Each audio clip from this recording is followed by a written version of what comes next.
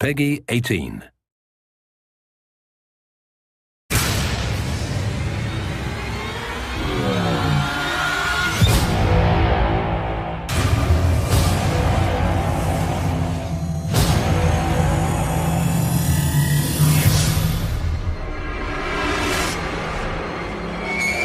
One of the things that we really wanted to make sure that we did with Inversion is that we integrated the gravity powers into the game in a meaningful way so that they didn't feel forced. It feels much more like it's part of the experience. And not only that, but we've tied it into the story, we've tied it into the environments, and in many respects we've substituted gravity with some of the other weapons you might have in the game, so not only does it not feel forced, or it's all the player has.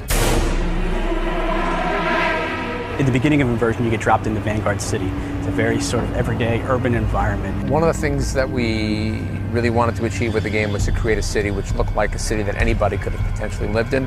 Our artists took a lot of reference from like Brazil, Portugal. You could be in Rio de Janeiro, you could be in New York City, you could even be in Cleveland.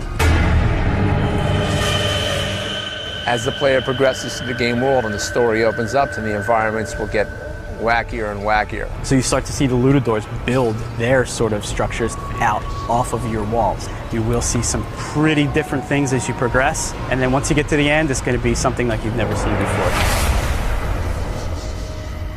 The interesting thing actually is when we started to work on the game, the original concept was just gravity. And we decided, you know what, this is so cool to have all these objects floating. It looks so impressive from a physics standpoint. We should probably let the player manipulate those objects. So gravity can affect the environment in multiple ways. You can shoot a low-G projectile, create an impulse, and lift objects up into the air. High gravity does the opposite and shoot objects which are floating, hanging, and knock them down to the ground. Vector changes.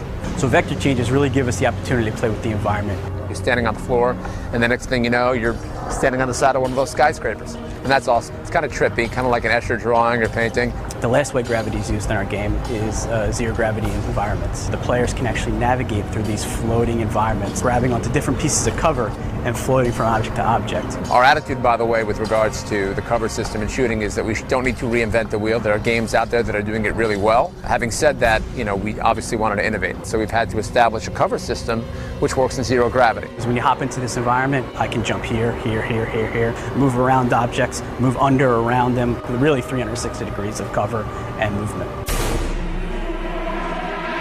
One of the fun things about using gravity as a weapon is thinking about how an enemy would react when he gets lifted into zero gravity. So when you shoot the Lutadors with low gravity, they lift up out of the air. Everything's flailing and get their guns and try to shoot, but they're not very accurate because they're floating. There's a lot of recoil, there's a lot of pushback. And actually the enemies can use zero gravity against you. So when the Lutadors have the same powers as you, it makes a very interesting balance. When we started to develop Inversion, one of the things that we really wanted to focus on was advanced physics.